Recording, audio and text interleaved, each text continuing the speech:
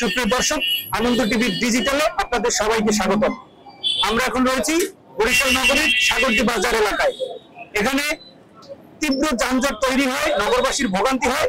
তো আমরা আজকে জানতে চাইবো এখানে যারা দায়িত্বরত আছে তাদের কাছ থেকে আমরা জেনে নিব যে এখানে আসলে যানজটের প্রধান কারণ কি।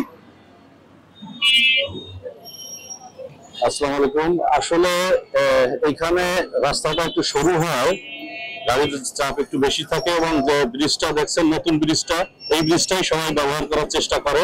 পাশে দুটো ব্রিজ আছে, রেলি ব্রিজ, এই ব্রিজ দুটো অতিরিক্ত উচ্চতার কারণে গাড়ি উঠতে চায় না বিধায় এই চাপটা তৈরি হয় একটা ব্রিজ ব্যবহারের ফলে।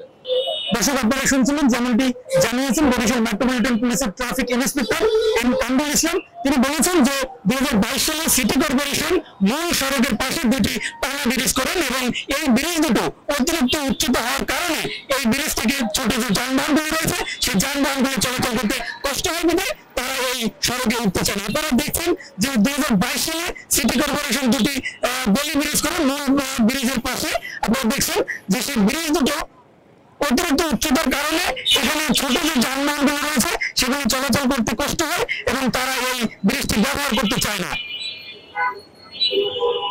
সাগরদী বাজার এলাকা, আমরা এখন রয়েছি সাগরদী বাজার এলাকায়। এটি ঢাকা থেকে কুয়াকাটা যাওয়ার একমাত্র সড়ক। এছাড়াও বরিশাল বিভাগের যে 6টি জেলা রয়েছে, ঝালকাঠি, পিরোজপুর, বরগুনা, ভোলা সহ অন্যান্য যে অঞ্চলগুলো রয়েছে, এই একমাত্র সড়কটি, এই সড়কটি কিন্তু এই সাগরদী বাজারে এসে কিন্তু মানুষের কাছে একটি ভোগান্তির মূল হয়ে দাঁড়ায়। আপনারা দেখছেন যে সাগরদী বাজারে সরু সড়কের কারণে একটি যানজট তৈরি হয়। এই যানজট অনেক সময় আধা ঘন্টা 1 ঘন্টা পর্যন্ত পেরিয়ে যায় মানুষের ভোগান্তির চিত্র।